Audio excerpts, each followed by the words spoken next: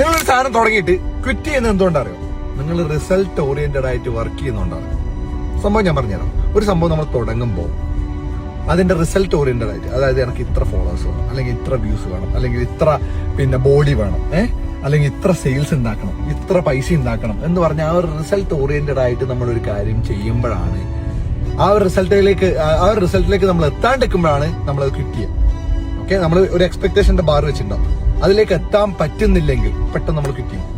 നേരെ മറിച്ച് നമ്മൾ ആ പ്രോസസ് എൻജോയ് ചെയ്ത് കഴിഞ്ഞാൽ, ആ ഒരു പ്രോസസ് എൻജോയ് ചെയ്ത് കഴിഞ്ഞാൽ നമ്മൾ കുറെ നാളത് കണ്ടിന്യൂ ചെയ്ത് കൊണ്ടുപോകും. ഓക്കെ, അപ്പൊ റിസൾട്ട് ഓറിയന്റഡ് ആകുന്ന തെറ്റൊന്നുമില്ല. അതായത് ഞാനൊരു സംഭവം തുടങ്ങുന്നത്, എനിക്ക് ഇത്ര വർഷത്തിനുള്ളിൽ ഇവിടെ എത്തണം എന്നാണ് ആഗ്രഹം, അങ്ങനെ ചിന്തിക്കുന്നതിൽ തെറ്റൊന്നുമില്ല. പക്ഷേ അത് മാത്രമായിരിക്കരുത് നിങ്ങളുടെ ലക്ഷ്യം.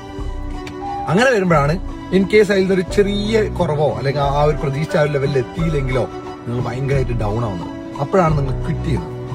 മനസ്സിലായോ? ഇഷ്ടപ്പെട്ട് ചെയ്യാം. ഇഷ്ടപ്പെട്ട് ചെയ്യുമ്പോൾ കിട്ടുന്ന ഒരു ബൈ പ്രോഡക്റ്റ് ആണ് സക്സസ്. മനസ്സിലായോ? ഇഷ്ടപ്പെട്ട് എന്താണോ നിങ്ങൾ ചെയ്യുന്നത് അതിന്റെ റിസൾട്ടാണ് സക്സസ്.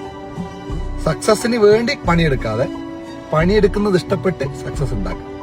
അതാണ് ഒരു ചെറിയ മെത്തേഡ്. ആ ഒരു ചെറിയ ഷിഫ്റ്റ് നിങ്ങളുടെ ലൈഫിൽ വെച്ച് കഴിഞ്ഞാൽ അല്ലെങ്കിൽ മാറ്റി കഴിഞ്ഞാൽ സെറ്റോ. നിങ്ങൾ ഒന്നും ക്വിറ്റ് ചെയ്യില്ല. പിന്നെ എന്തുകൊണ്ടാ? നിങ്ങളത് ഇഷ്ടപ്പെട്ട് ചെയ്യാണ്. അപ്പൊ ക്വിറ്റ് ചെയ്യാൻ നിങ്ങൾക്ക് തോന്നില്ല കേട്ടാ. ഇങ്ങനെയാണ് ഒരു സാധനം തുടങ്ങിയിട്ട് അത് ഫിനിഷ് ചെയ്യുക.